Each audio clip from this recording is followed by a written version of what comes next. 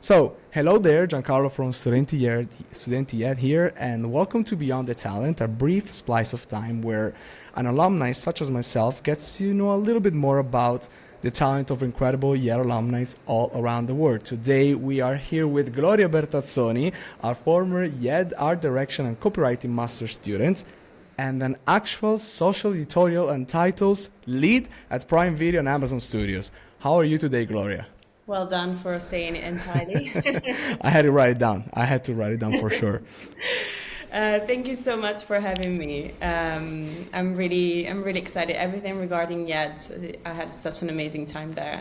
We're gonna dive deep on it, I think, in a second. So. We are going to get to it. Yeah, it took me longer to say your title at Amazon than anything else I said before. So, first things first. Social Editorial and Titles Lead at Amazon Prime Video. What's the meaning of this term? What was the path that allowed you to take to land a position like this? Yes, so we're discussing the length of the title, and I'm gonna try to say it in a couple of sentences. I'm gonna try to make it shorter than the title. So what I do at Prime Video, I basically look after the communication of the brand across social channels for Italy specifically. Editorial and titles means everything editorially that gets posted across the Prime Video Italy social pages, and everything specific regarding title launches. So that's why there's the kind of like duality. We run campaigns specifically for titles that are new and are launching, both global and Italian.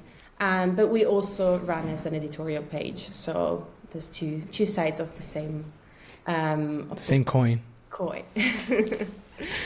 And the other question was, how did I get here, right? Yes. How do you what path do you take to land a position like this? Because you have a path.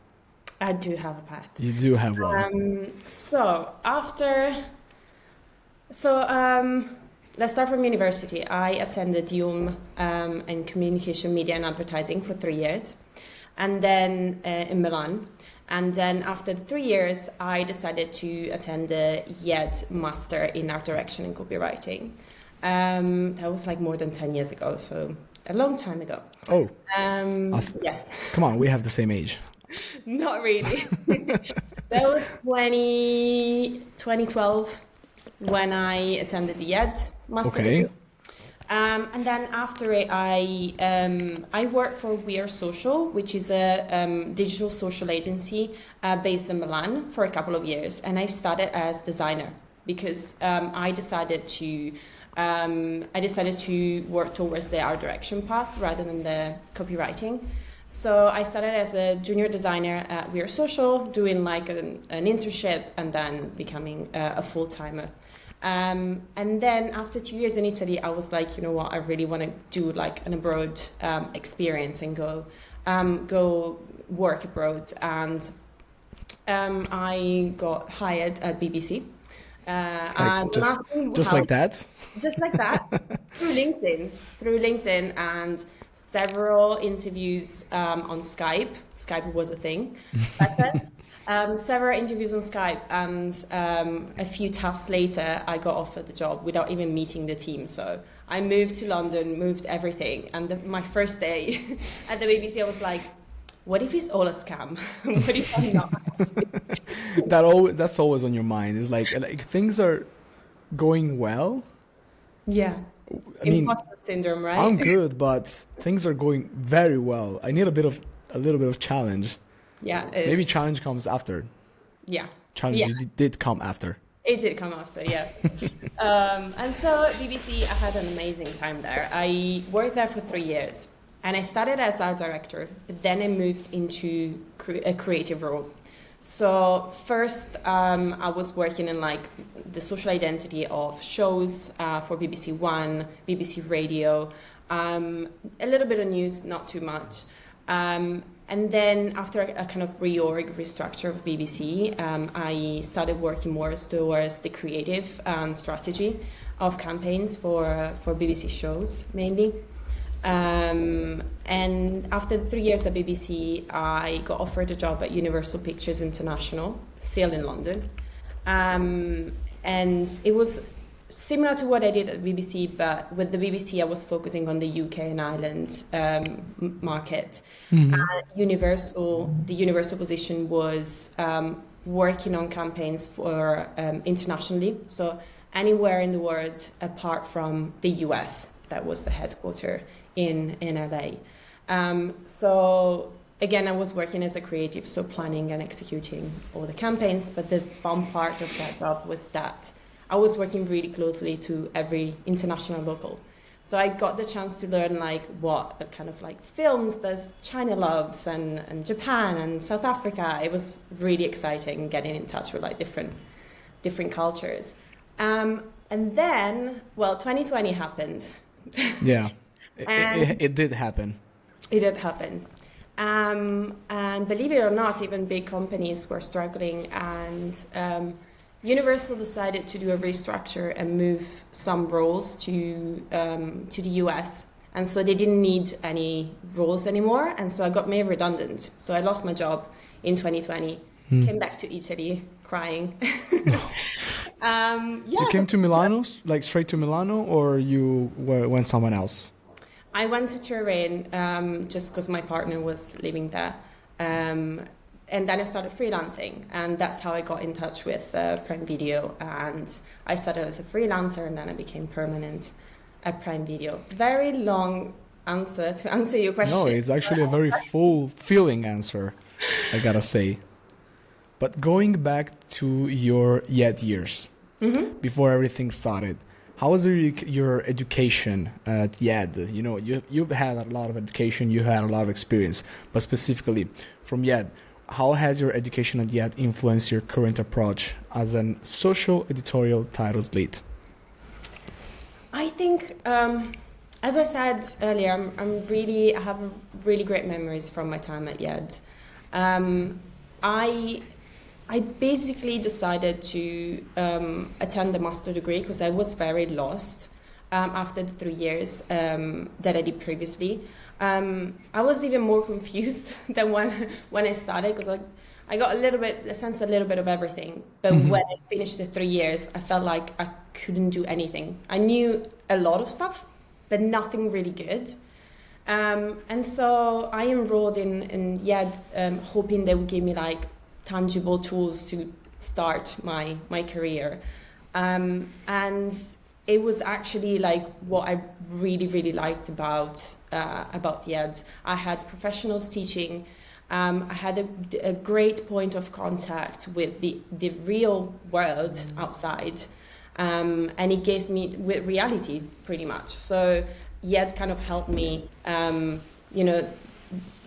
transitioning from like a student full of dreams and I want to do big things to kind of like, actually there's also reality you need to face with it. So yes, keep that attitude, but also be aware about what's out there.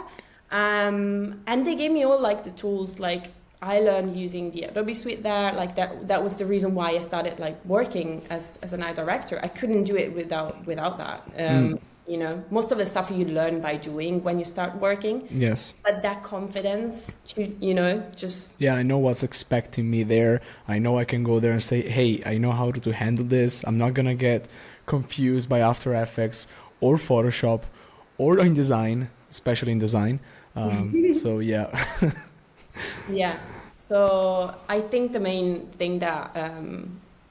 it really helped me gain that confidence to just go out there and be more aware of what I wanted to do and knowing better where would I go. And then, you know, things can change because like design, creative, strategy, I did a bit of everything apart from copywriting. But at least it gave me that kind of tools and confidence to just go with my own. One personal question. So you've seen a lot of stuff, you've experienced a lot of stuff, and as you were saying before, you were saying that you've seen a lot of cultures as well. So in your opinion, to this day, what makes great art direction? What makes something that it's useful to what makes your job the best possible, the best what makes the best art direction? I think it's a tricky question because It is. I think art direction is a puzzle, is a piece that makes great advertising, communication, promotion, whatever you want to call it. Let's say communication. So it's like a recipe, right? To have a good dish, you need to have good ingredients. Yes. Then it's a little part of the bigger dish. Yeah. So art direction and copywriting are both pieces of this bigger picture and communication. They need to go hand in hand with like strategy and knowing the audience, and a lot of other factors to make a good communication. And but what I learned from my past, and also like especially from like my time at university, like you were mentioning, like is really important to know your audience, to know who you're talking to. So to do a good communication piece, you need to know inside out of who you're talking to. You need to put yourself in those people's shoes, and kind of understand what's one thing that will surprise them, what's one thing that will interest them, what's one thing that will sparkle some emotion in them. Positive emotion. You have to say that. Maybe you want them to cry. That's okay. Okay, that's positive. Come on. Happy tears. Happy tears. Happy tears. Yeah, that's the best art direction. I think so. I mean, art direction is also really complicated because it makes different layers, and it's like telling a story without words but with images. But I think if I need to give you one answer to your question, I can talk about it for hours. But one answer to your question is knowing who you're talking to and knowing what moves the people you're talking to. And I think that's the rule number one. I always keep in mind when I'm working on something. I love the answer. I love the straightforward version of the answer. So among the many things you've done in your work life, you've managed to add something very meaningful in between. You're following this project called Ladies, Wine and Design. And what's this project about and why is it dear to you? So yes, Ladies, Wine and Design has a big piece on my heart. I used to be the host when I used to live in London, so up until 2021. From 2016, I believe, a few years. So Ladies, Wine and Design is a global project started from Jessica Walsh in New York. She's the founder and creative director of N. Walsh. She used to be the partner of Sagmeister and Walsh. She started it in New York,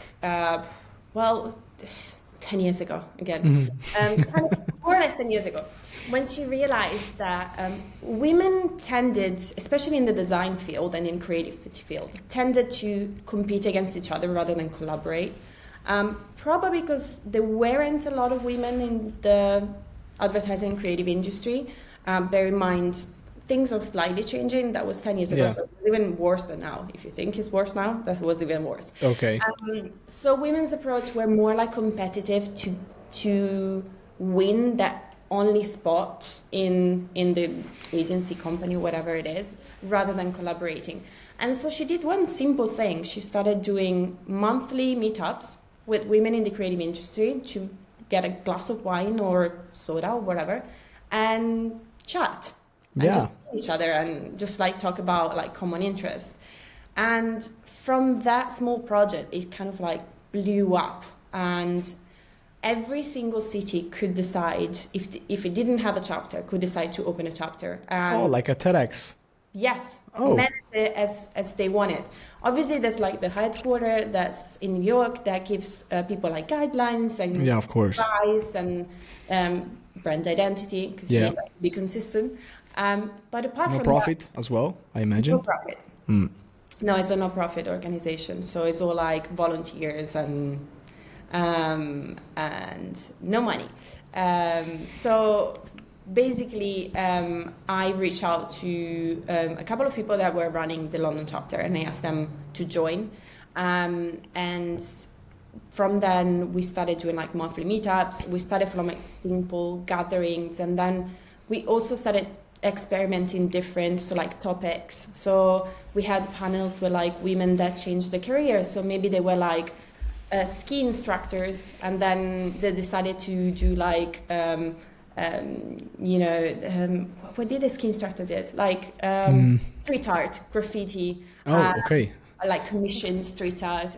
That they changed their life from something not creative to something more creative. Or we did mentorship, we did portfolio reviews, we did workshops as well, free workshops. We did like calligraphy, screen printing. But the best thing of this project was just to see how people were bonding, especially in London, in which is a city in which like people come, stay for a year, and then leave. Yeah. Lots of people come to London and they don't have any friends. That was a great opportunity to bond and meet people. We had so many like women finding jobs through Ladies One in Design, because maybe like a creative director would post like we're looking, and they will post the opening, and they will apply, and eventually they get the job. So that's nice. That's very nice. Yeah, it still is a great community. Now moving back to Italy, I stopped running it because unfortunately, I can't be in London every month. So there's no LWD in Italy? Yeah, there is.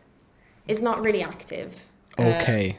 But there is, yes. Well, I mean, this message is going out to everyone, so, I mean, you can do it.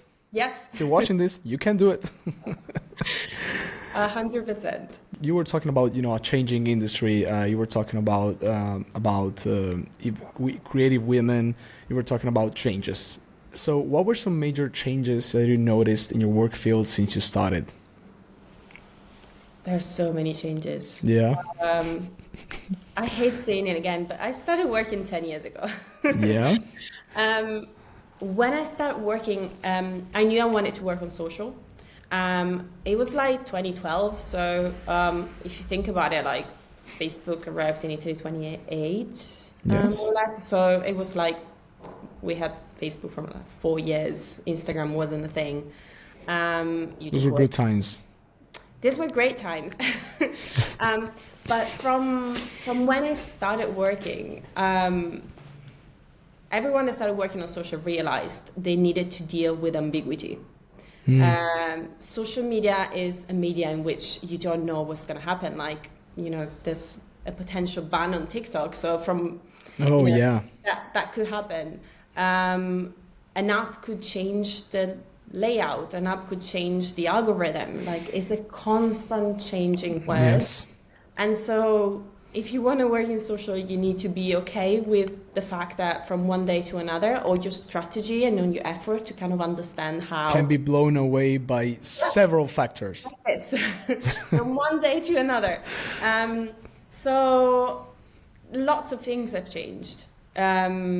One thing is this, like platforms have changed. There are new platforms every single day that you kind of like want to experiment to see if they're gonna pick up or something. The other thing that has changed a lot is regarding the industry I work with is entertainment. So we moved from TV first, streamer first entertainment to a kind of entertainment on the go, on your mobile, through creators, through YouTubers, through everything is entertainment now. So that has changed a lot from when I started working. And so there's a lot of things that are calling for customers' attention. And that makes entertainment and social work a bit more difficult because there's a lot of medias and there's a lot of way of communicating. So it needs a constant keeping updated to what's happening. As a community manager of a student community, I don't even have it as a job. But I feel you on not every level because, it's not a big deal if, the algorithm killed the reel. Next one's going to be good, but yours is going to be like, the algorithm killed my reel, killed my work. No retention. What the hell? It's crazy. So going back to IED, what's a habit that you picked up during your time at IED that still hasn't left your creative and work routine to this day? We had people saying, "Oh, I used to drink a lot of coffee." Really? Yes. Yeah, that's something that I don't think I picked it up yet. No, you had it before. I probably had it before. I think okay, boring answer mine compared to the coffee actually. I mean, no. I think just like trying things, because when I was attending YEDS, we had several classes that were like, you know, Adobe, photography, filming, and everything. So we had got a bit of taste of everything. And you know, when you approach something new, you always have that kind of feeling, oh my God, I'm terrible at it. I suck at that. This is not my thing. And it kind of helped me navigating through this like feeling of first approaching something that you haven't never done, and this feeling of like, I'm shit. And it doesn't stop there. It doesn't stop when you're learning. It continues every single day, because you know, even if you work, you feel like you got the handle of everything, there could be something new that you need to like learn from scratch. And I think what YED helped me by giving me all these chances, learning different and things, it gave me the chance to kind of have this hands-on mentality. Okay, I don't know how to do this thing. Let's study, let's learn from it, let's try it, let's test it. It'll get better with time. If it doesn't, I tried. So I think that's something that I probably picked up at YED, and it still stays. It's still relevant to this day. It's still relevant, yeah, because you never stop learning, never. So, you worked in a lot of productions, even in Italy, and I know you've worked in very frenetic environments. How do you keep yourself together in a very, you know, quick environment? Being very organized. I think that's the main thing. The getting as much ready beforehand as possible. In general, whether on a production or a project you're working on, try to predict what's going to happen and get ready. But then being reactive is something else you haven't predicted doesn't happen. Or if what you have predicted just doesn't go through. Or if something new comes up, you need to be like really, really reactive to jump on the conversation on what's coming up. So like draw how many scenarios you can and then pick the winning one, or just start from scratch. It's again the same thing. You need to be willing to just like, okay, let's do it over again. Yes. So among all the things, hot take. This is something that we'll be asking to everyone, because at YED we have this, not a beef, but you know, we kind of want to know the answer of every professional out there. So are you team Mac or are you team PC? I'm team Mac. You are team Mac. I was born as a designer, so you have to go with Mac.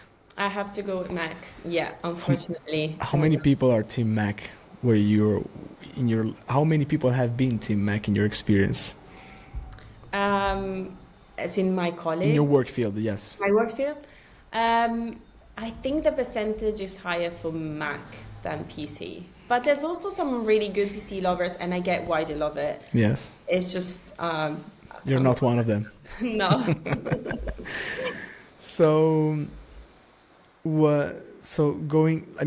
Let's get inspirational here.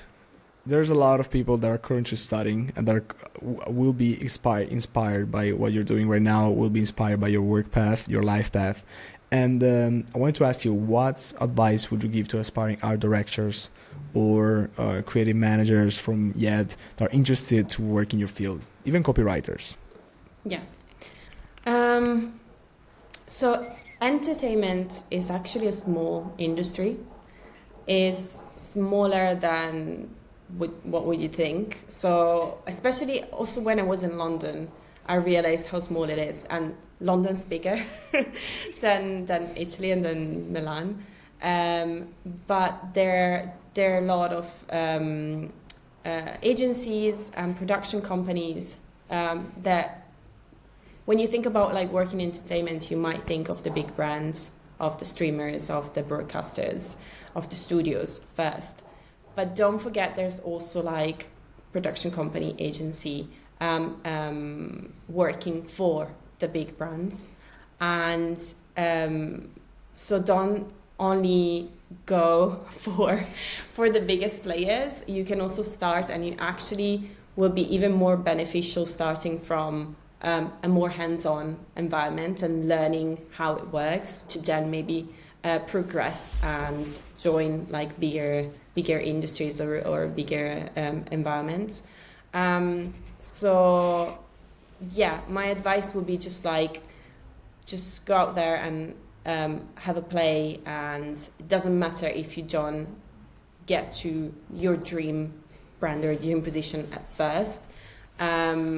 There's a good amount of skills, but also luck. It's a small industry. There's just only a few places. So when I was joking about the BBC earlier, obviously I wasn't hired. They wouldn't have hired me if I wasn't good at my job. But at the same time, there was a huge luck. I was really lucky because the position was opening in the moment I was looking and when I applied. So there's a good chance of you can't control luck. You can't control the time. So that would be my advice. Just don't put yourself down if you don't land your dream jobs at first. There's a lot of like chances and research, also like partners that work with your dream job. It could be entertainment, it could be anything you want to work for, and start from scratch. And that would be helpful to get to the top eventually with a good chance of luck. Gloria, thank you so much for your words. Thank you so much for your time. I have a feeling that a lot of people will be heavily touched by everything you said. And students, young minds really want to know everyone else's experience, and they want to know, okay, what does it take? Mm-hmm. And I do believe that throughout your life path and your work path, you will be inspiring for other students that, well, you started, how long ago? 10 years ago, you said? So, to current students. 12 years ago. 12 years ago. Oh, so we were rounding numbers before. Okay. So, no, but people will be very inspired to what you're saying. So thank you so much. And we'll catch up. Thank you so much.